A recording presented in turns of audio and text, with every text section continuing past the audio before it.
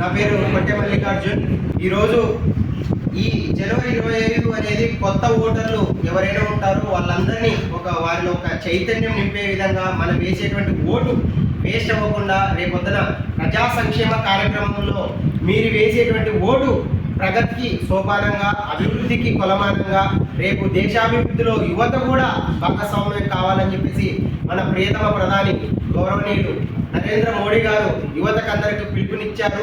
స్వచ్ఛందంగా ప్రతి ఒక్కరు నేషనల్ అవేర్నెస్ ప్రోగ్రామ్ చేస్తున్నాం. ఈరోజు ఇంత మంచి అవకాశాన్ని కల్పించినటువంటి ఈ వైష్ణవి కాలేజ్ ప్రిన్సిపల్ రాజశేఖర్ గారికి, మేనేజింగ్ డైరెక్టర్ చంద్రకళారెడ్డి గారికి మీ అందరికీ నా అభినందనలు అండ్ ధన్యవాదాలు. ఈరోజు గౌరవనీయులు నరేంద్ర మోదీ గారు ఒక్కటే పిలుపునిస్తున్నారు యువతకి. ఎందుకంటే దేశంలో మనకు ఇండియన్ కాన్స్టిట్యూషన్లో 286 మంది ఇండియన్ కాన్స్టిట్యూషన్ రాశారు.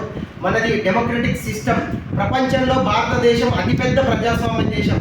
ఈ భారతదేశంలో ఓటు అనేది నోటు కాకుండా మన ఓటు రాజ్యాంగం ఇచ్చిన హక్కు కాబట్టి ఆర్టికల్ 326 ప్రకారం ఓటు హక్కు 18 సంవత్సరాలు దాటినటువంటి ప్రతి పౌరుడు స్వచ్ఛందంగా కులం, మతం, వర్ణం, లింగం అనే భేదం లేకుండా, జాతి అనే భేదం లేకుండా, ప్రాంతాలకు అతీతంగా, కులాలకు అతీతంగా, మతాలకు అతీతంగా ప్రతి ఒక్కరూ ఆర్టికల్ 326 ద్వారా మనకు ఓటు అనే ఒక హక్కు ఇచ్చారు. ఈ హక్కును మనము 10 మందికి ఉపయోగపడే విధంగా, 10 మందికి అభివృద్ధిలో భాగస్వామ్యం అయ్యే విధంగా, ముఖ్యంగా చదువుకున్నటువంటి మీలాంటి యువత, మనలాంటి యువత దేశాభివృద్ధిలో భాగస్వామ్యం కావాలని చెప్పేసి గౌరవనీయులు భారత ప్రధాని నరేంద్ర మోదీ గారు ఈరోజు యువతకు పిలుపునిచ్చారు.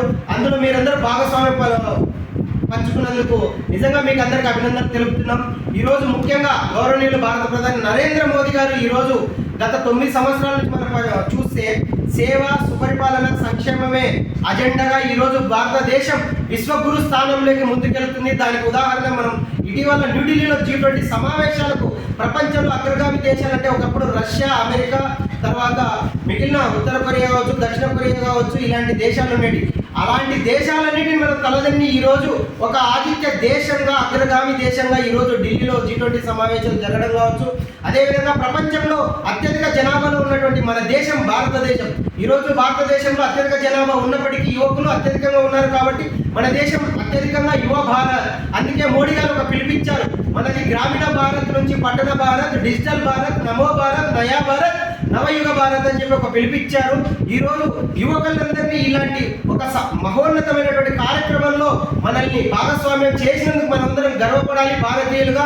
ఎందుకంటే రేపు మనము అంటే నేటి బాలలే రేపటి పౌరులు అన్నట్టు ఇప్పుడు చదువుకున్నటువంటి మీ విద్యార్థులే ఎంతో మంది రేపు రాజకీయ నాయకులు కావచ్చు, లేదంటే IAS, IPS అధికారులు కావచ్చు, ప్రభుత్వ పాలన సంక్షేమ కార్యక్రమాలు కావచ్చు, ప్రజలకు కావాల్సినటువంటి సంక్షేమ కార్యక్రమాలు కానీ సమస్యలను గుర్తించే విధంగా నాయకత్వ లక్షణాలను పెంపొందించుకోవాలి. ఈరోజు యువకులకి న్యాయం చేస్తూ ఈరోజు డిజిటల్ ఇండియాలో భాగంగా ప్రతి ఒక్క యువకులకి నరేంద్ర మోదీ గారు ఎన్నో సంక్షేమ కార్యక్రమాలు కల్పించారు. ఈరోజు భారతదేశము ఎక్కడ చూసినా అగ్రగామిగా ఉంది. అంటే గత 75 సంవత్సరాల్లో జరిగినటువంటి ఒక అభివృద్ధి ఒకవైపు ఉంటే, ఈ 9 సంవత్సరాల్లో జరిగినటువంటి ఒకవైపు అభివృద్ధి ఉంది.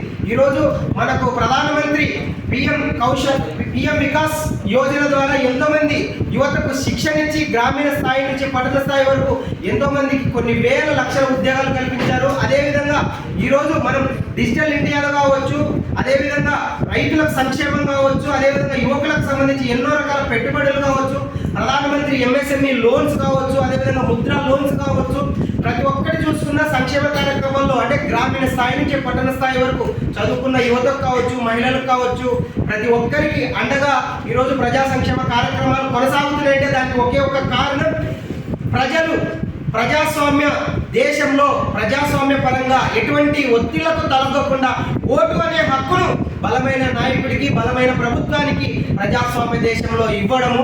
అందుకే ఈరోజు నరేంద్ర మోదీ గారు ప్రపంచ దేశాలను తలదన్ని ఈరోజు భారతదేశాన్ని అగ్రగామి దేశంగా విశ్వగురు స్థానంలో నిలబెట్టడానికి కారణం ఒక ఓటు హక్కు మాత్రమే. కావున ఈ ఓటు హక్కు అనేది మనకు ఒక వజ్రాయుధం.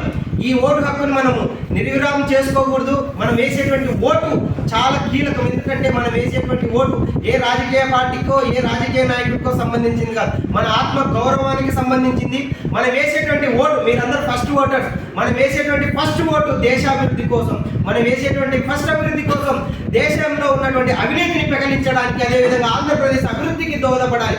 అదేవిధంగా ఈ రోజు మనం వేసేటువంటి ప్రతి ఒక్క మొదటి ఓటు దేశం యొక్క ఆత్మగౌరవం, దేశం యొక్క అభివృద్ధిలో మీరు కూడా పాల్పంచుకోవాలని చెప్పి గౌరవనీయులు నరేంద్ర మోదీ గారు మిమ్మల్ని అందరినీ భాగస్వామ్యం చేసుకున్నందుకు మీరందరూ నిజంగా గర్వపడాలి. మీరందరూ మాకు అవకాశం ఇచ్చినందుకు నిజంగా ధన్యవాదాలు తెలుపుతున్నాం. నిజంగా ఈరోజు ఆంధ్రప్రదేశ్లో కావచ్చు, ఇండియాలో కావచ్చు, ఎక్కడ చూసుకున్నా కూడా ఒకటే, పార్టీలకు అతీతంగా, కులాలకు అతీతంగా ఎక్కడ చూసుకున్నా ఒకటే, సంక్షేమమే ధ్యేయం, సంక్షేమమే ధ్యేయం. అంటే ఈ రోజుల్లో అంటే ఓటుకు నోటు అమ్ముకోకుండా ప్రజాస్వామ్య దేశంలో ప్రతి ఒక్కరు తమ ఓటును వజ్రాయుధంగా మలుచుకొని ఖచ్చితంగా బలమైనటువంటి పార్టీలకు కావచ్చు, బలమైన నాయకుడికి చదువుకున్న వారికి అవకాశం ఇస్తే ఖచ్చితంగా ప్రజా సంక్షేమం కొనసాగుతుందనడానికి నిదర్శనం. ఎందుకంటే ఈరోజు 75 సంవత్సరాల తర్వాత జరిగినటువంటి అభివృద్ధి ముందు ఇవి 9 సంవత్సరాల అభివృద్ధిని మనం పోల్చుకుంటే ఈరోజు కాశీ నుండి కన్యాకుమారి వరకు జమ్మూ కాశ్మీర్లో ఉన్నటువంటి ఆర్టికల్ 370ని రద్దు చేసి ఈరోజు ఒకే దేశం ఒకే జెండా, 1 నేషన్ 1 ట్యాక్స్ కావచ్చు, 1 నేషన్ 1 రేషన్, అంటే దేశంలో ఉన్నటువంటి ప్రతి ఒక్క భారతీయులు కులాలకు అతీతంగా, మతాలకు అతీతంగా, ప్రాంతాలకు అతీతంగా అందరూ ఒకటే 1 నేషన్ 1 ఫ్లాగ్ తీసుకొచ్చారు నరేంద్ర మోదీ గారు. అదేవిధంగా 1 నేషన్ 1 ట్యాక్స్ తీసుకొచ్చారు GST ద్వారా.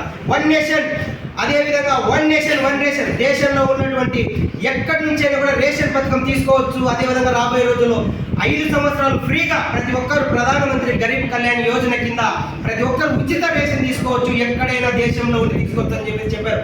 అదేవిధంగా కరోనా సంక్షోభ సమయంలో ఎంతో మంది మన కళ్ళ ముందరే చాలా మంది చనిపోయారు. అట్లాంటిది మన భారతదేశం, మన దేశంలో ఉన్న వాళ్ళకే కాకుండా ప్రపంచ దేశాల్లో కూడా ఇప్పుడు కరోనా మందులు కావచ్చు, కరోనా టీకాలకు కానీ ఇచ్చి ఈరోజు ఆపద్బాంధవుడు అయ్యారు నరేంద్ర మోదీ గారు. అందుకే ఈరోజు భారతదేశం ఆపన్న హస్తం. ఒకప్పుడు గత ప్రభుత్వాల హయాంలో భారతదేశానికి ఏమన్నా కష్టం వస్తే అగ్రగామి దేశాల వైపు చూసేది. ఈరోజు అగ్రగామి దేశాలు కూడా భారత్ వైపు చూస్తున్నారు. అంటే దాని అర్థం ఏంటి? భారతదేశం అభివృద్ధి చెందుతున్న దేశం కాదు, ఆల్రెడీ అభివృద్ధి చెందుతుంది. ఈ అభివృద్ధి చెందినటువంటి ఈ భారతదేశంలో ఒక యువకులుగా, మీరు చదువుకున్నటువంటి విద్యావంతులుగా, యువకులుగా ఈరోజు కొత్త ఓటర్ల అవకాశంలో భాగంగా మీరందరూ పాల్గొనడం నిజంగా మీ అదృష్టం. మీరు కూడా మీ ఓటు అనే హక్కుని ఎక్కడా కాలు రాయకుండా, ఇప్పుడున్నటువంటి ప్రజాస్వామ్యంలో ఓటుకు నోటు, ఓట్లు సీట్లు నోట్లు అనే లక్ష్యం కాకుండా మీరు ఓటు అనే హక్కును రాజ్యాంగం మనకు కల్పించినటువంటి ఈ వజ్రాయుధాన్ని సరైన నాయకులకు, సరైన ప్రభుత్వాలకు వేసి మళ్ళీ ఈ ప్రభుత్వం వికసిత భారత్ సంకల్ప్, అంటే నరేంద్ర మోదీ గారి యొక్క సంకల్పం ఏంటంటే ప్రపంచ దేశాలకు విశ్వగురువుగా మాత్రమే కాదు, గ్రామీణ ప్రాంతాల్లోంచి పట్టణ ప్రాంతాల్లో, రాష్ట్రాలు, జిల్లాలు, నియోజకవర్గాలు, దేశ స్థాయి వరకు ప్రతి ఒక్క గ్రామం, ప్రతి ఒక్క పట్టణం అభివృద్ధి చెందాలి. అప్పుడే నేను అభివృద్ధి చెందినట్లు, నా దేశం అభివృద్ధి చెందినట్లు అని చెప్పి స్వామి వివేకానంద గారు పేర్కొన్నట్లు ఆ విధంగా ముందుకు తీసుకెళ్తున్నారు. కావున యువతకందరికి మేము తెలియజేసేది ఒకటే, మీరు వేసేటువంటి ఓటు ఉపయోగం లేకుండా, నోటాకు వేయకుండా, అక్కడ ఉన్నటువంటి అభ్యర్థులు చదువుకున్న విద్యావంతులు కావచ్చు, మీకు ఏదైతే రాజకీయ నాయకుడికి కావచ్చు, రాజకీయ పార్టీకి ఎవరికైతే న్యాయం జరుగుతుందో వాళ్ళకు మాత్రమే ఓటు వేసి మీ ఓటును వేస్ట్ చేసుకోకుండా బలమైన ప్రభుత్వాన్ని ఏర్పాటు చేసే విధంగా మీరు అందరూ దోహదపడాలని చెప్పేసి మనస్ఫూర్తిగా కోరుకుంటున్నాం. ఈరోజు ఇంత చక్కటి అవకాశం నాకు కల్పించినటువంటి గౌరవనీయులు భారత ప్రధాని నరేంద్ర మోదీ గారికి, అదేవిధంగా Vaishnavi degree college principal Rajasekhar గారికి, చంద్రబాబు గారికి, వీళ్ళందరికీ మనస్ఫూర్తిగా ధన్యవాదాలు తెలుపుతున్నాను. భారత్ మాతా కీ జై, భారత్ మాతా కీ